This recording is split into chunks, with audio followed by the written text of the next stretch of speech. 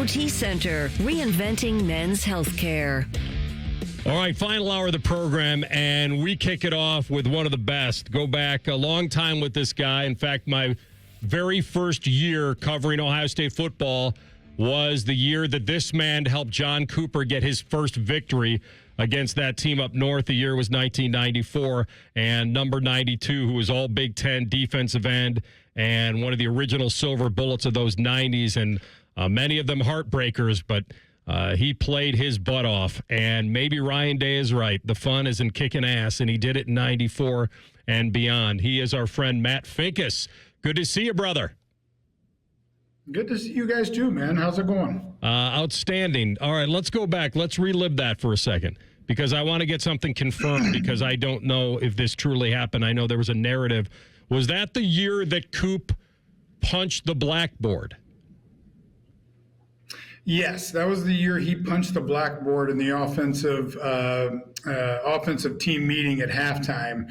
And I mean, the hole was there, so it was legit. So I didn't actually see the punch because it was in the offensive side. But you could definitely, we heard about it coming out of the tunnel at half, and then you could definitely, when you went back into the locker room after the game, they had the board still sitting there with the hole in it. So I mean, that's totally legit. I mean, guy was fighting for his life at that point, and we didn't want to see him go. I mean, obviously we love Coop, and we were trying our best to keep him around, because the narrative around that game was very doomsday-ish for him. Oh yeah, listen, at 0-5-1 going into that, of course.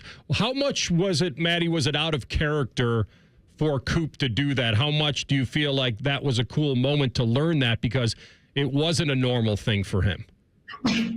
Yeah, I mean, he's not a rah-rah, fire you up, game day speech that's going to make you run through a brick wall. I mean, Coop was a very, calculated, meticulous guy. I mean, and that wasn't his style. That emotion and that level of emotion was just not him. So, to learn about that, I mean, and to get the guys fired up coming out of that game, and again, like I said, we were playing for him. All of us were there because he recruited us and wanted us there.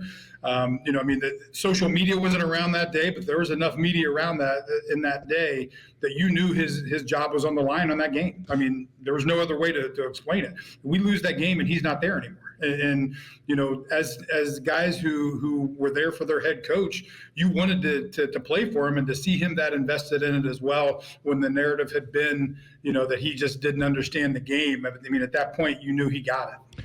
So, Matt, it's good to hear from you, first of all. And I couldn't wait to lock in with you, man, on this defense this year, because obviously you know what it takes to get it done on that side of the ball. So you go from Jim Knowles, you bring in Matt Patricia, and from Texas down, this defense has just been lights out. And now here they are having to take this defense on the road to challenge or go up against a young quarterback in Bryce Underwood. So just talk about Matt Patricia and some of the things that you've been seeing from him as a defensive play caller that have led to the success this year.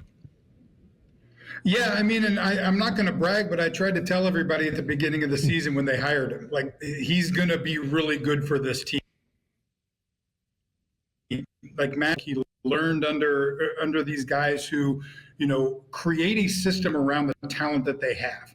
And when you have that talent, and then you have coaches on the field in Caleb Downs and Sonny Styles, it is an elite level of thing that he can produce. And the disguise and the blitz packages and where he's bringing pressure from and how he's changing up looks for opposing quarterbacks.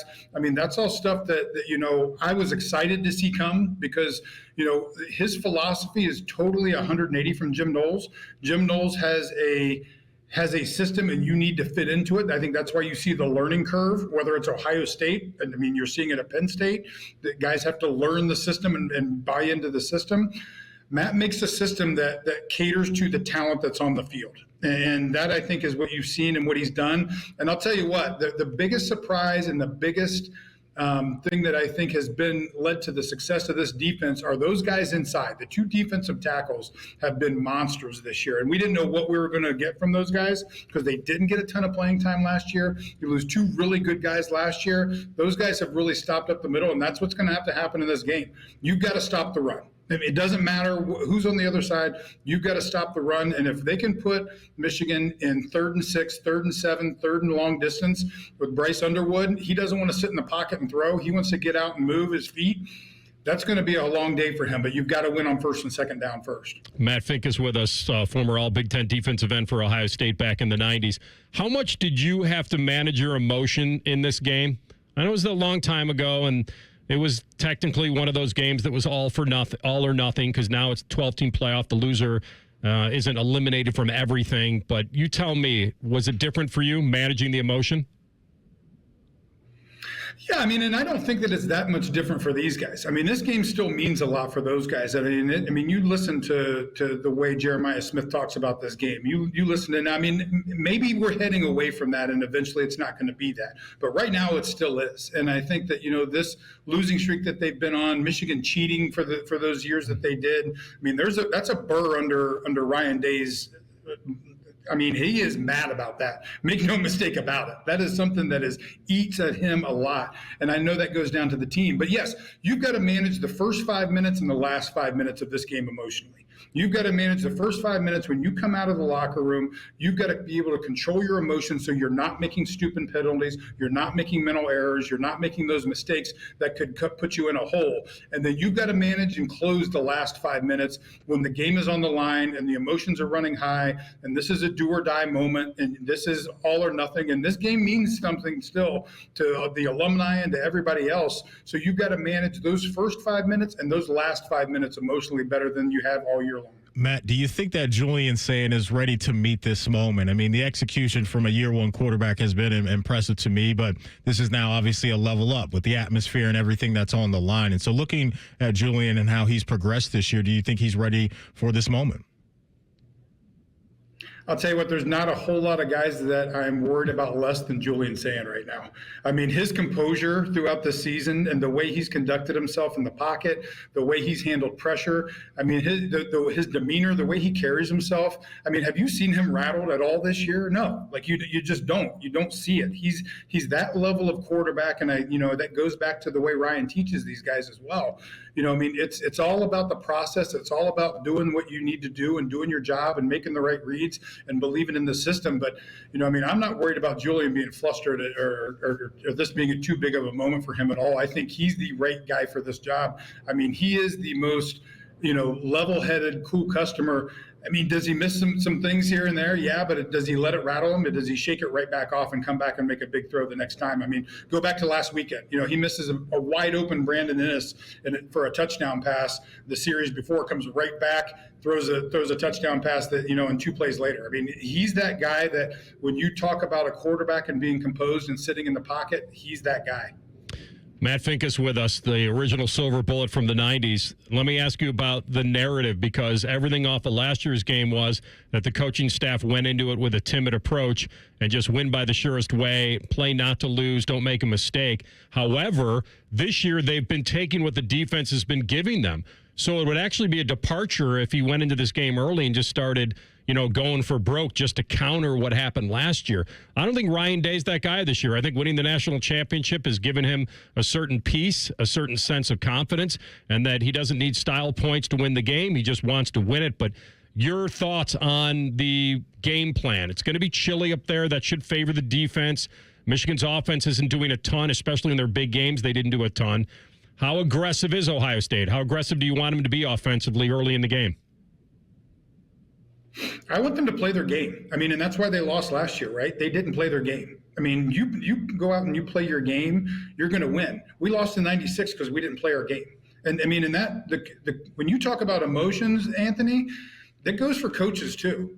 I mean, and the coaching staff having emotions and locking up, and you can tell the tension as a player. You're seeing your coaches on the sidelines with that tension and that, that pent up, and they're nervous. That permeates through the team, and I guarantee you that's what happened last year. And you can't go into that this year that way, and I don't think that they will. I think they learn from that. I think that they're going to grow from that, and they're going to go in. I mean, my advice to them was like, it's a 1 versus 18. You go in like you're 18. You don't go in like you're 1. You go in like you're 18, and you play this game like you've got everything to win with this, and play your game. I mean, and I think if Ohio State goes out and plays their football game, they're going to win this game. If they go out and, lock up and tense and try to force the run and, horizontal passing instead of vertical passing game, not utilizing the middle of the field, all those things that we know that Ryan does well and wins football games, then it's going to be, it's going to be a war. But if they go out and do what they do, then just like they did in the national championship run, they're going to be just fine. I can still vividly remember that sunny day, man, in '94, you coming off the edge, and what a moment. I know that'll stick with you forever in that game for sure, buddy. Be well. Enjoy the week with the fam. Happy Thanksgiving. You got a score prediction you want to lay on us? Man, I don't predict scores at all. You know better than that. I don't bet on the Buckeyes, and I don't predict scores. But I will say this, if you don't mind, for Buckeye Nation, go in and check out the Behind the O app if you've got some time. You can download it in your app store. We got like 15 athletes. Ryan Brzezinski's our football representative. Some really cool information that you can get and some behind-the-scenes stuff, not just football and basketball, but across the sports, and it helps these kids out. We got a lot of NIL money going back to these kids just to help them. And again, it's not just the football and basketball team. We're trying to help all the non-revenue sports as well. Well done, brother. Hope you get to lay some gold pants out there this year. That would be nice. I'm telling you, man, we got a lot of money built up in this account. We got to start buying these gold pants. No doubt. All right, be well, brother. Thanks for this. Thanks, man. Appreciate it. That is Matty Finkes, the sack master from the 90s, 3-year starter and all Big Ten defensive end, and helped Coop get that first pivotal win in '94. He was on the Brian Heating Cooling Systems fan guest hotline. We come back. Jamar Chase runs his own reverse. We'll tell you all about it next. Rothman and Ice on the Fan. The sound.